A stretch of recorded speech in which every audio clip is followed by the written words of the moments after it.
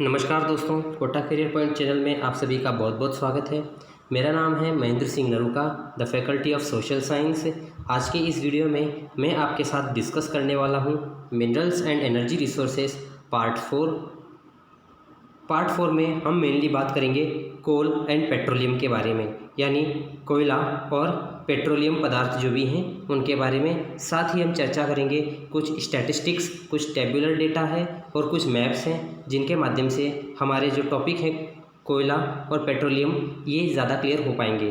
तो इस वीडियो में आप सभी अंत समय तक बने रहिएगा। तो आइए शुरू करते हैं इस वीडियो की शुरुआत में। So let's start without wasting any single minute. First of all हमारा जो टॉपिक है वो है एनर्जी मिनरल्स। देखो क्या होता है कि energy minerals provide us heat and energy. Heat energy provide कराने का काम एनर्जी मिनरल्स का होता है। और एनर्जी जो है ये एक प्राइमरी नेसेसिटी है, मुख्य आवश्यकता है हमारे इंडस्ट्रियल डेवलपमेंट के लिए, देश के औद्योगिक विकास के लिए ये ज़रूरी है। Biotic substances plus nuclear substances, यही नेचुरल सोर्स है एनर्जी मिनरल्स का। सो एनर्जी जो हमें ऑप्टेन होती है कोयले से, पेट्रोलियम से, नेचुरल गैस से, न्यूक्लियर पावर से, इन सभी को प्लस कर दें, इन सभी को मिला दें तो हमारे को conventional source of energy provide होती है।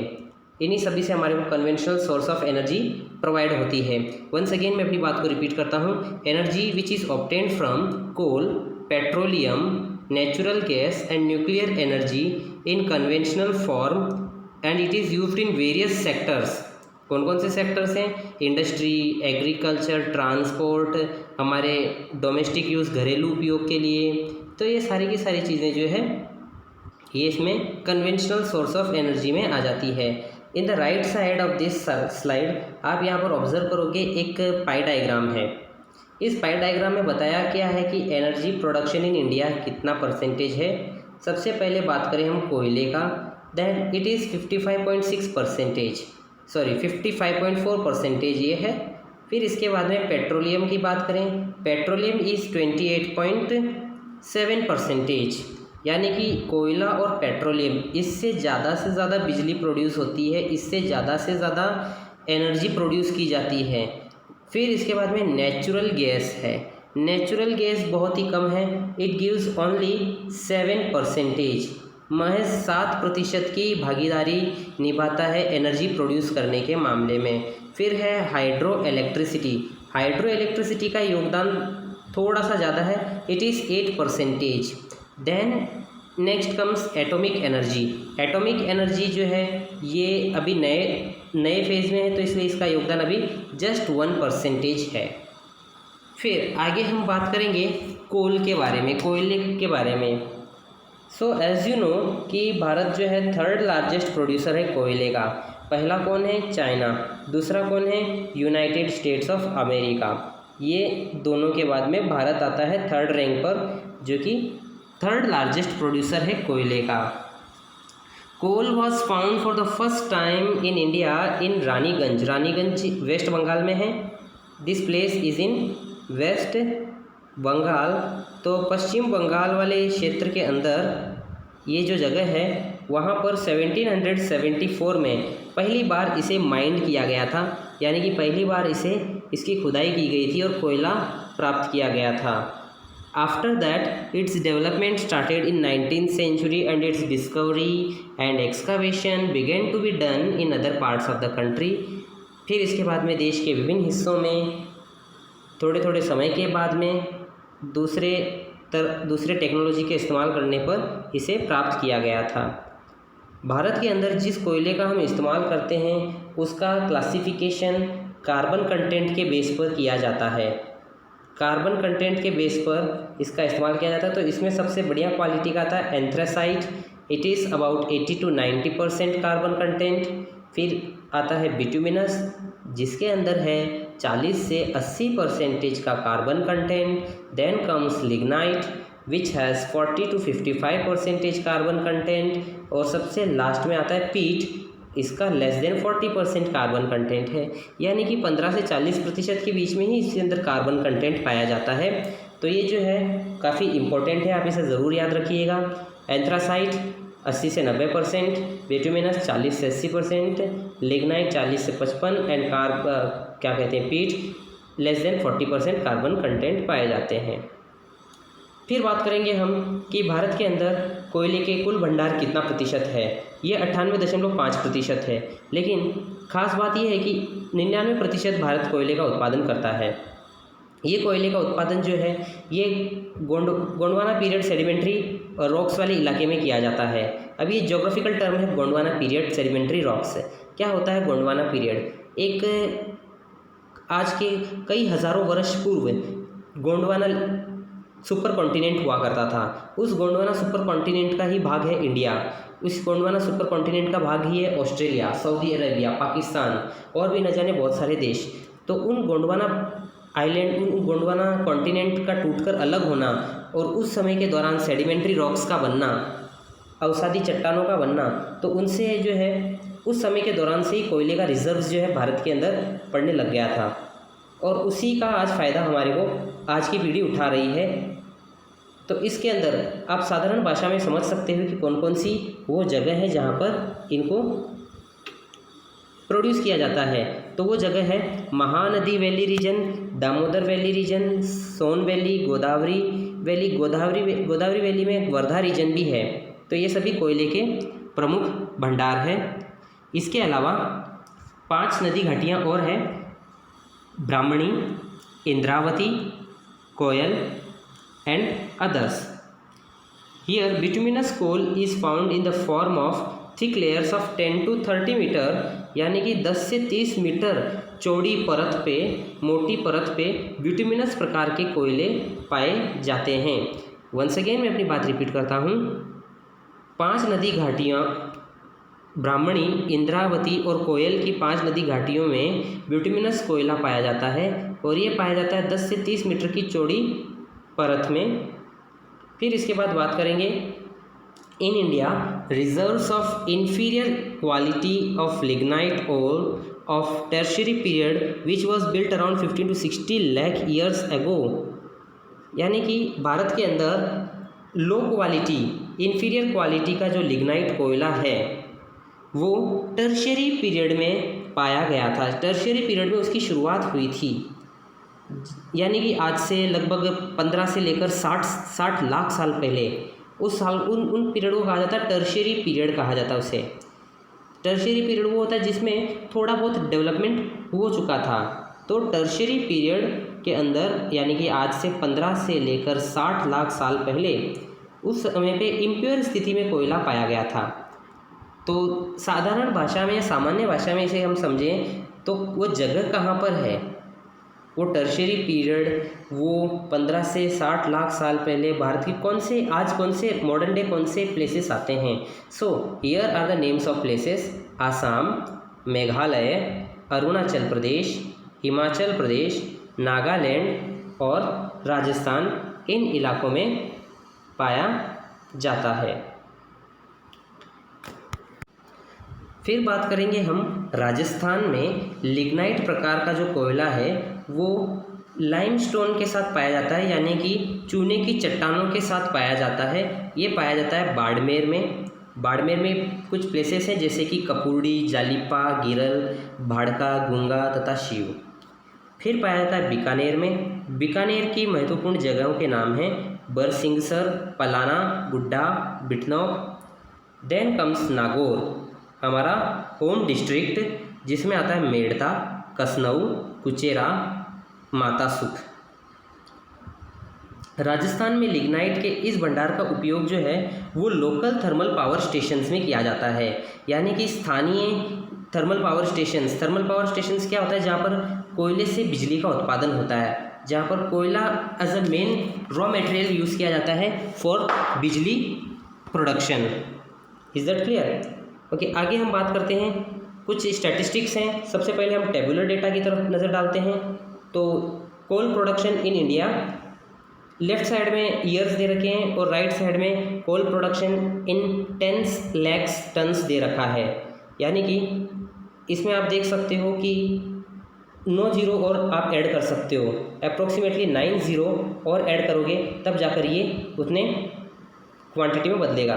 तो 2012-13 के सत्र में 2012-13 के फाइनेंशियल ईयर में 556.40 लाख टन कोयला प्रोड्यूस किया गया था।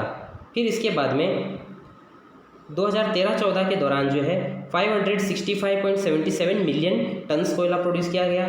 14-15 के अंदर 612.44 मिलियन टन, 15-16 में 447.48 मिलियन टन। तो आप इन स्टैटिस्टिक्स में देखोगे कि 2012, 13, 14, 15 यहाँ पर तो एक ज़बरदस्त बढ़ोतरी देखी गई थी, एक बूम देखा गया था। लेकिन उसके बाद में कोयले के अंदर बहुत ज़बरदस्त तरीके से गिरावट हुई। Coal production so a huge downfall trend. तो ये किस वजह से हो सकता है? आई थिंक यहाँ पर एक सरकारी नीतियाँ इसके लिए रिस्पॉन्सिबल हो सकती है, क्योंकि शुरुआत में 12, 13, 14, 15 इन सालों में तो कोयले का प्रोडक्शन खूब तेज़ रहा, लेकिन 15-16 में गिर गया। इसके बाद में यहाँ पर राइट साइड में आप देख सकते हो एनर्जी मैप ऑफ इंडिया। ये भारत का एनर्जी मैप है। इस एनर्जी मैप में आपको कई फैक्टर्स दिखाई देंगे, जैसे कि जो ग्रीन कलर्स के हैं इन्हें ऑयल फील्ड्स कहा जाता है। फिर रेड कलर्स वाले जो ब्लॉक हैं उन्हें गैस फील्ड्स कहा जाता है। इसके बाद में गैस पाइपलाइंस हैं। ये जो रेड कलर की जो लाइन दिखाई दे रही है गैस पाइपलाइंस हैं। ये ग्रीन कलर की जो लाइन दिखाई दे रही है ये प्रोडक्ट लाइन है, गैस को या फिर किसी अदर लिक्विड मटेरियल्स को सप्लाई करने के लिए। इसके अलावा यहाँ पर जो है ये thermal power plant, nuclear power plants, यहाँ पर एनर्जी प्रोड्यूस की जाती है। तो इस इलाके में, ख़ास तौर से इस वाले इलाके में, बिहार, उड़ीसा, झारखंड, बंगाल, इस वाले इलाके के अंदर बहुत ज़्यादा एनर्जी प्रोड्यूस की जाती है।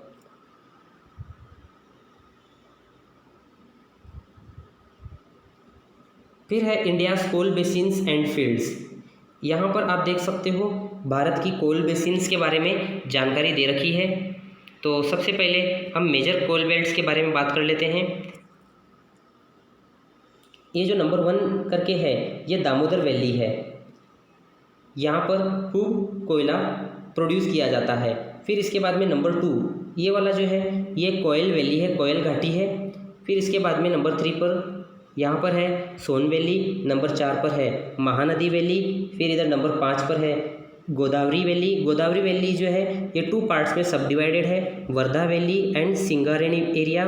फिर इसके बाद में 6 नंबर पर यहाँ पर आप देख सकते हो ये नर्मदा घाटी है। यहाँ पर भी कोयले का अच्छा खासा बेसिन है, फील्ड्स है। फिर इसके बाद में राजमहल बेसिन, यहाँ पर आप देख सकते हो वेस्ट बंगाल में राजमहल बेसिन। फिर इसके बाद में इसी के जस्ट पास में देवगढ़ हजारीबाग ग्रुप।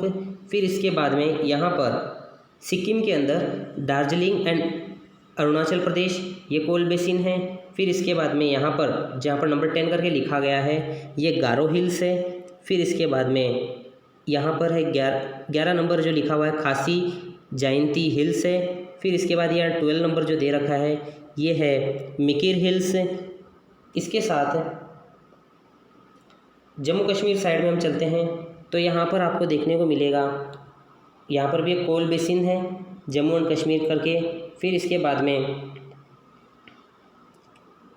नॉर्थ गुजरात में यहाँ पर भी आपको कोल बेसिन्स करके दिखाई देंगे नंबर 15 पे। और फिर इसके बाद में नंबर 16 पे 2 जगह पर राजस्थान के अंदर कोल बेसिन्स आपको दिखाई देंगे।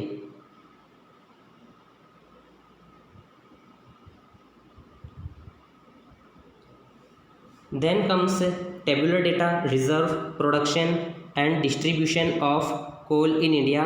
भारत के अंदर भंडार, उत्पादन और कोयले का वितरण, उसके बारे में जानकारी दे रखी है। तो इसी के अंदर सबसे पहले जो नाम आता है वह है झारखंड में। झारखंड के अंदर जो है 28% कुल भंडार है देश का।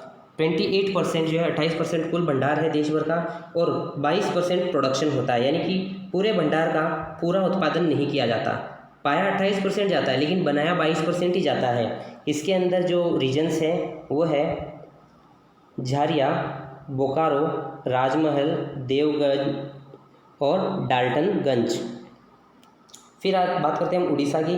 उड़ीसा के अंदर भी कुछ यही कहानी दोहराने को मिलती है। 24% कुल रिजर्व है, कुल भंडार है और इसके बाद 16% ही प्रोड्यूस किया जाता है। तो इसके अंदर जो इम्पोर्टेंट प्लेसेस है वो है डेकनाल, संबलपुर, तलचर, सुंदरगढ़, ब्रह्मणी। फिर बात करते हैं छत्तीसगढ़। छत्तीसगढ़ में 16% का कुल रिजर्व्स है और 15% का प्रोडक्शन है। इसमें प्लेसेस हैं सरगुजा, बिलासपुर, रामगढ़, कोरबा और विश्रामपुर। फिर बात करते हैं वेस्ट बंगाल। वेस्ट बंगाल में 11% रिजर्व्स और 6% प्रोडक्शन। इसमें है रानीगंज, याद होगा रानीगंज 1774 कोयले का सबसे पहले बार वहीं पर उत्पादन हुआ था। इसके बाद में वर्धमान, फिर इसके बाद में बाकुंडा, फिर उसके बाद में पुरुलिया, वीरभूमि, दार्जिलिंग। मध्य प्रदेश में 8% कुल रिजर्व है, लेकिन 13% टोटल प्रोडक्शन है। यानी कि ये 5% किसी दूसरे राज्य से इंपोर्ट करवा लेता है। यानी कि यहाँ पर उत्पादन ज़्यादा होता है, पाया ज़्यादा नहीं जाता। Total production is more than the total reserves. तो इसके अंदर कुछ जो प्लेसेस आती हैं वो है शहडोल, छिंदवाड़ा, नरसिंहपुरा, बैतूल। तेलंगाना आंध्र प्रदेश की बात करें तो यहाँ पर भी रिजर्व 7%, प्रोडक्शन 9% है। तो यहाँ पर जगह है खमाम, आदिलाबाद, वारंगल, फिर इसके बाद में है सिगरेली और करलापल्ली। महाराष्ट्र की बात करें तो 4% का कुल रिजर्व से 6% का कुल भंडार उत्पादन है, जिसमें आता है चंद्रपुर, यवतमाल, नागपुर। इसी तरह से बाकी के 3 स्टेट्स, उनके बारे में आप देख सकते हो। वीडियो को पॉज करके आगे की स्लाइड्स में बढ़ते हैं हम। पेट्रोलियम प्रोडक्ट्स इन इंडिया, यानी भारत में पेट्रोलियम पदार्थ।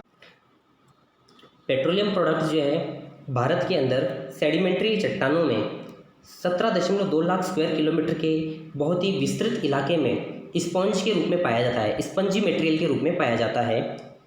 ये मिनरल ऑयल जो है नेचुरल गैस के रिजर्व्स के नीचे होता है। ऊपर की परत में नेचुरल गैस होता है और उसके भी नीचे की परत में ये पेट्रोलियम प्रोडक्ट होता है। इसका निर्माण कैसे होता है? वेजिटेशन और लिविंग ऑर्गेनिजम्स के ख़त्म हो जाने के बाद में, इनके सकम्बिंग के बाद में, ये ओशनिक पार्ट्स में एक केमिकल और एक थर्मल प्रोसेस से होकर गुजरता है, जिसके बाद पेट्रोलियम प्रोड्यूस बनता है। इसका इस्तेमाल ट्रांसपोर्टेशन में किया जाता है, यानी कि ट्रकों में, बसों में, जितने भी यातायात के साधन हैं, मशीनें चलाने के लिए किया जाता है। इसके रिजर्व्स जो है ये ब्रह्मपुत्र वैली, सुरमा वैली जो कि आसाम में है, फिर इसके बाद में बंगाल का सुंदरबन डेल्टा, फिर इसके बाद में उड़ीसा का ईस्टर्न पार्ट, मुंबई बेसिन, फिर इसके बाद में कावेरी गोदावरी डेल्टा और अरब सागर के बॉम्बे हाई बेसिन में भी पाया जाता है। अगले पॉइंट की बात करें, देश भर का जो 90% पेट्रोलियम है, देश भर का 90% पेट्रोलियम वो इन 4 राज्यों से होकर ही आता है, महाराष्ट्र, आसाम, गुजरात और राजस्थान। यानी कि इन इलाकों में पेट्रोलियम पदार्थों के काफ़ी अच्छे स्कोप देखने को मिलते हैं।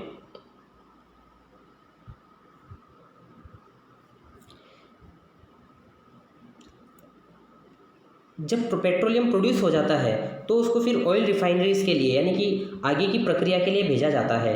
The production is then send to 24 oil refineries. ये रिफाइनरीज कहाँ कहाँ पर है? गुवाहाटी में है, बारोनी में है, वडोदरा, हल्दिया, मथुरा, डिगबॉय, जामनगर, इन जगहों पर ऑयल रिफाइनरीज है, जहाँ पर इनको रिफाइन करने के लिए भेजा जाता है। यानी पेट्रोल को पूरी तरह से जो हम गाड़ियों में डालते हैं उस प्रकार के पेट्रोल को बनाने के लिए भेज दिया जाता है। पहले ये महाराष्ट्र, आसाम, गुजरात, राजस्थान में प्रोड्यूस होता है और उसके बाद में उसी प्रोड्यूस्ड ऑयल को, हालांकि वो रॉ मटेरियल में होता है, वो क्रूड ऑयल होता है, उसके बाद 24 ऑयल रिफाइनरीज में भेज दिया जाता है। इसी तरह से नेचुरल गैस के रिजर्व्स जो हैं वो फाउंड आउट हैं तमिलनाडु, हिमाचल प्रदेश, पंजाब, राजस्थान, बंगाल, त्रिपुरा और अरुणाचल प्रदेश। इसका संचालन जो है, मैनेजमेंट जो है, वो gas authority of India limited के हाथों में है। एक सरकारी कंपनी है जिसका नाम है गैस अथॉरिटी ऑफ इंडिया।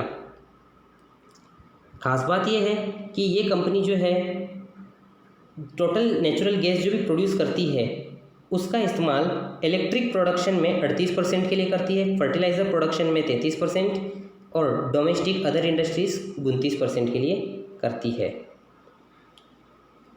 इसके बाद में in our country in India 80% of natural gas is produced in Maharashtra, 11% in Gujarat, 7% जो है आसाम में और 2% राजस्थान में है।